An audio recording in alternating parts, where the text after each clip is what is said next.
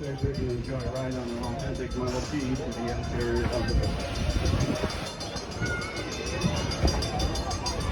This is Henry Ford's birthplace. It's the White Farmhouse, built in 1861. He was born there in 1863. He moved it here in 1944 from 3 1/4 miles away, which is now the corner of Ford Road and Greenfield Road.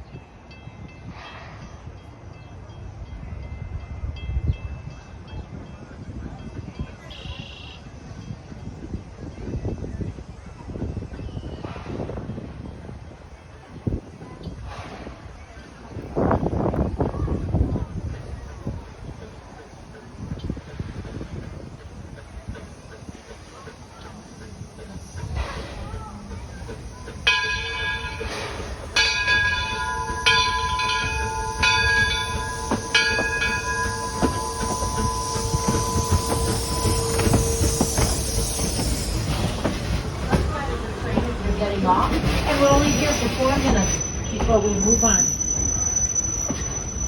Say hi to Mike, our station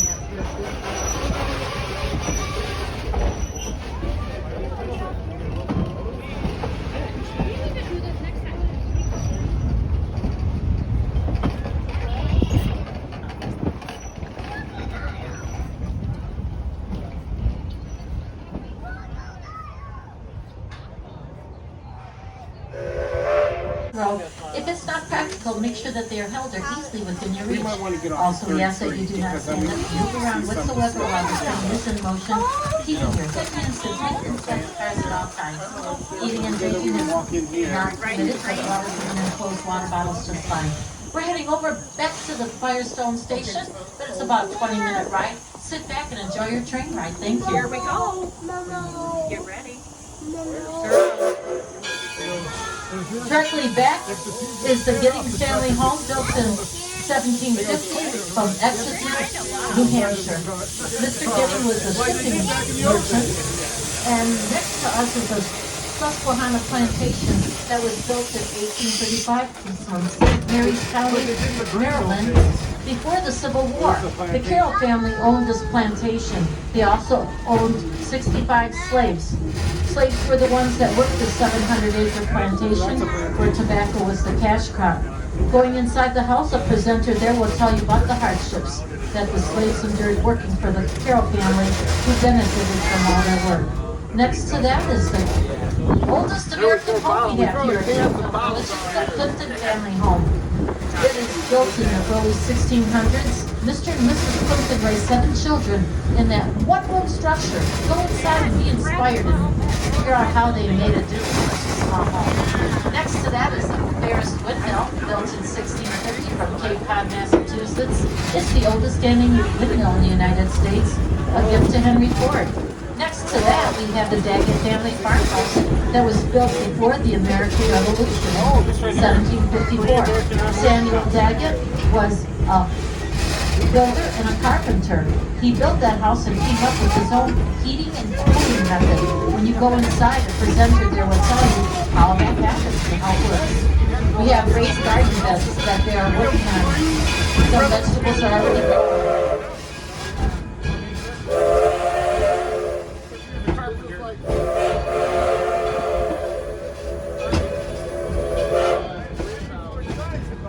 Over to the left, you see our pasture that we have for our horses. They're getting a little bit of a special rest and relaxation. That picture on and working horses are what we use here at the Greenfield Village. It was back in the 1970s when the staff over at the museum said, we need a railroad to go around the Greenfield Village. 2 years later, they succeeded with their planning, because it was on August 22nd, 1972, when an inaugural train line went around a 3-mile perimeter railway. You are on it right now, but the locomotive that was pulling it was the Torch Lake, built in 1873, the oldest running steam locomotive in the country. The locomotive can be seen over at the roundhouse. It is right now going through a complete overhaul and maintenance before it's going to come out again in the month of June. The Edison is the locomotive that's pulling our train right now. It had been built in 1870, but it had gone into, sit down please, thank you. It had gone into such terrible condition that Ford found it and he had it completely rebuilt. In 1932 it was completed, and that's when we named it Edison after Thomas Edison, his dear friend.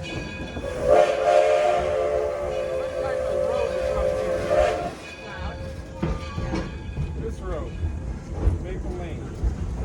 As you move through the Greenfield Village today, you come across streets that have railroad tracks across that when you see tracks, think train. If you hear the train whistle or you see it coming down the track, step back. That way, no one will get hurt. So please watch the crossings. What you just saw was a blowdown. The engineer just released some steam coming out of the locomotive's boiler. That's a way of getting rid of some of the debris that collects in there and scaling. It's done. That's just a regular maintenance throughout the day. We are now in our wildlife preserve. Keep your eyes open. I know I saw a few wild turkeys over by the stable there. Keep an eye out for some deer, rabbits, raccoons. And as we put along the river on the right side, you'll see some waterfowl and some turtles sunning themselves on the rocks.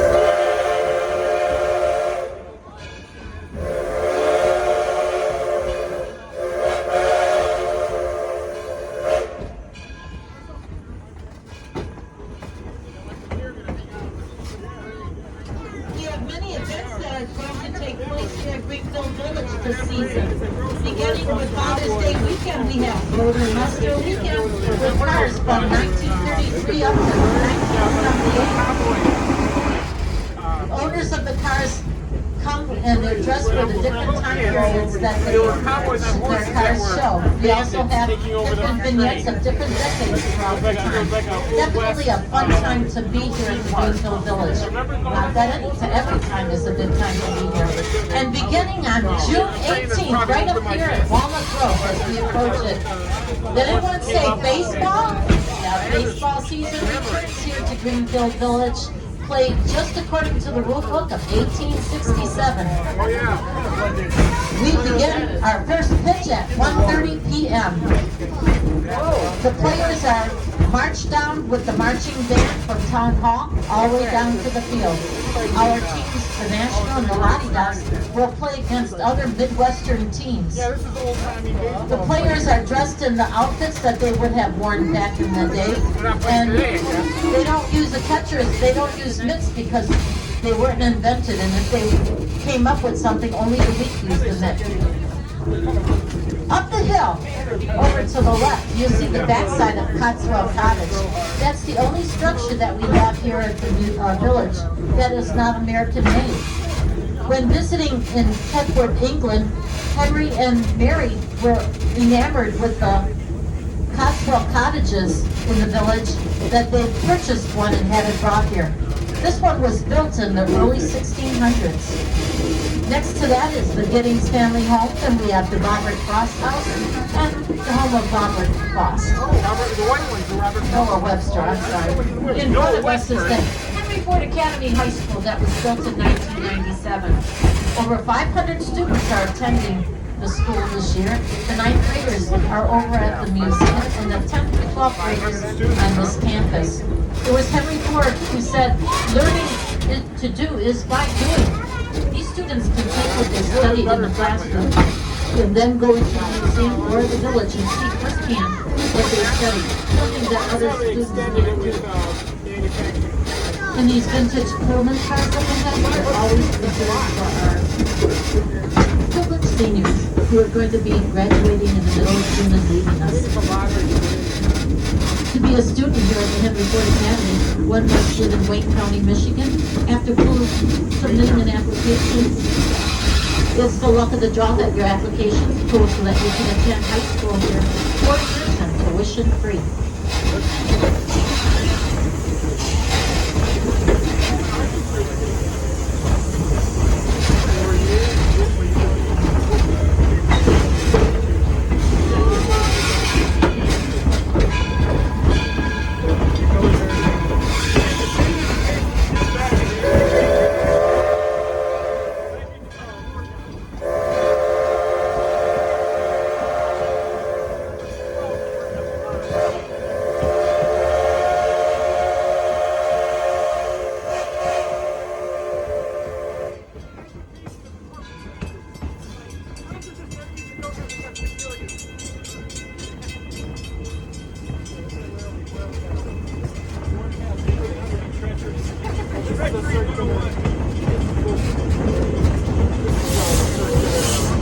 Over to the left and up the hill, you'll see a chapel that Henry Ford built in honor of his mother-in-law, Martha Bryan, and his mother, Mary Floyd. Next to that is the Scott Settlement School from Dearborn Township. Henry Ford attended in his early years in that one-room classroom. And then we have the Logan County Courthouse from Holmesville, Illinois, where young Abraham Lincoln practiced law. We have presenters in each one of those buildings who will be more than happy to tell you more history. Speaking of history, we have the Taste of History restaurant next to us. Up until 4 o'clock, we'll be serving hot meals. The menu selections come from our recipes from our historic farmhouses. Food is locally sourced and the prices are very reasonable. Next to that is the Eagle Tavern restaurant. Until 3 o'clock, they will be serving meals. When you step back into their doors, you step back in time, 1850. And the wait staff will hand you a menu with selections from that time. We are now coming into our Smiths Creek Station area. It is not open. Construction is nearly finished. Take a look at all the progress they made and some of the changes. I'm so excited.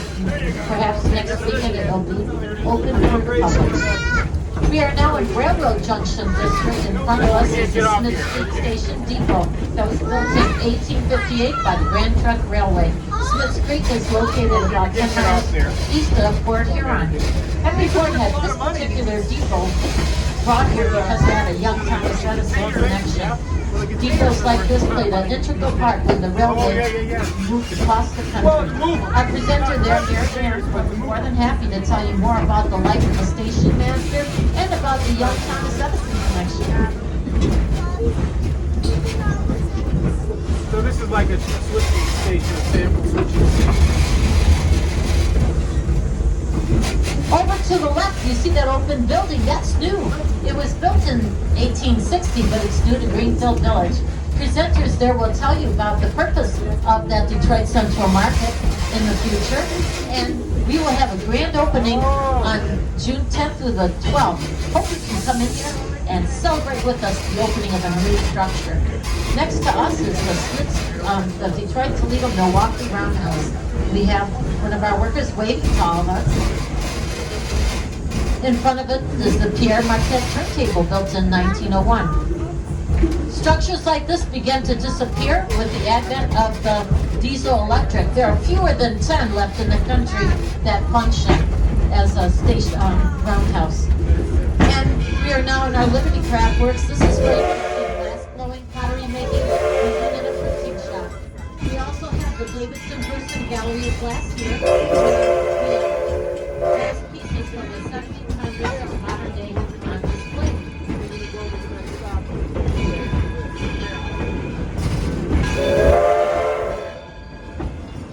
It's crossings like this where you really have to pay attention. When the train comes across the way, we step back and wait for the train to go. Firestone Station is just up ahead, but the Firestone barn, the barn is open. Shooting is going on. At the barn, take a look. We have some new arrivals of baby lambs. Hope you do come in and get a chance to see them. One of our farmers is there working the field. Notice he's wearing period clothing from 1885, using the same kind of implements they would have used back then. As we come into the Firestone Station, please remain seated. The engineer will set a brake, giving us the sound of a single whistle, letting us know it's safe to come off the train. You're going to exit to your right side of the station. We're going to be here for about 8 minutes before we head over to Susquehanna. Now, if you are getting off, I highly recommend, if you have not been over to the Firestone Farm, that you do go over there and take a look at some of the new arrivals. Once again, wait for the whistle before standing. Well, actually, it's really going to cost us. It's now sits on the outside of the road. If it's not practical, make sure that they're held or easily within your reach. We ask that you do not stand up and move around whatsoever while the train is in motion, keeping your head, hands, and feet inside the cars at all times. Eating and drinking is not permitted, but water from the enclosed water bottles just fine. We're going over to the Susquehanna station. We'll stop there.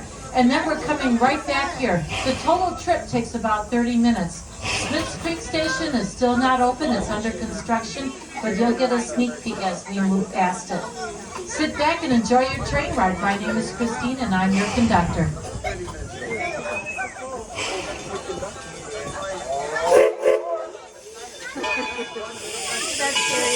Let's wave goodbye to Alana and Chris. Thank you so much for getting everybody onto this train. You did a superb job.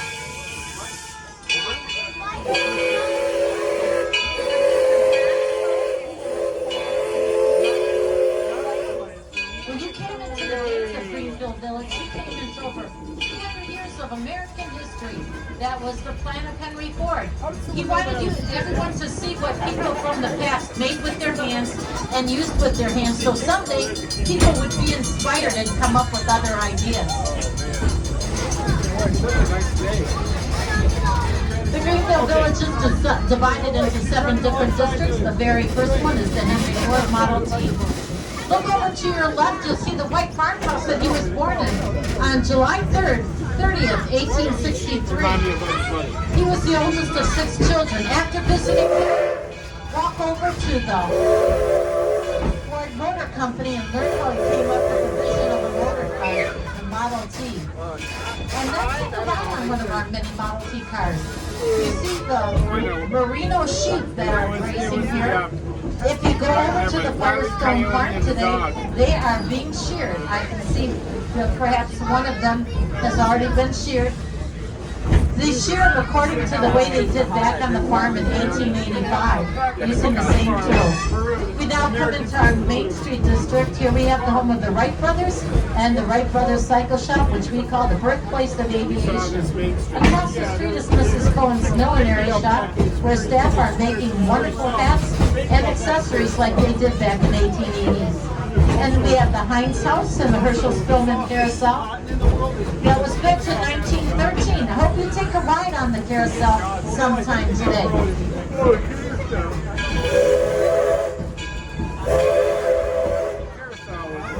About the historic time. And next to that is the Edison's Fort Myers Laboratory. When he wintered in Florida, he kept on working on his inventions. When we get off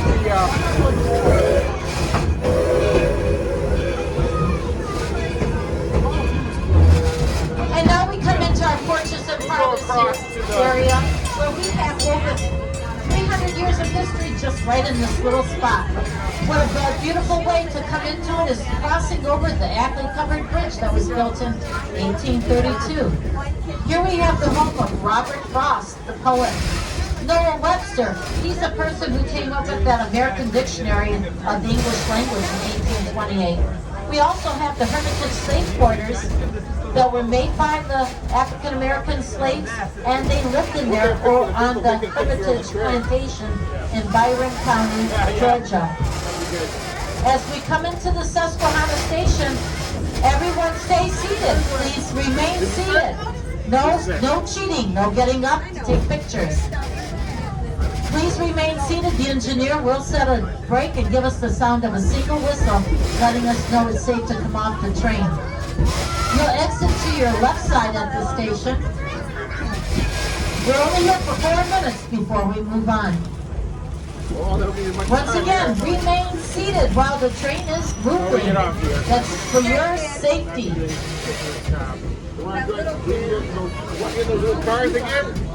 Say hi to Mike, our station master, before we walk.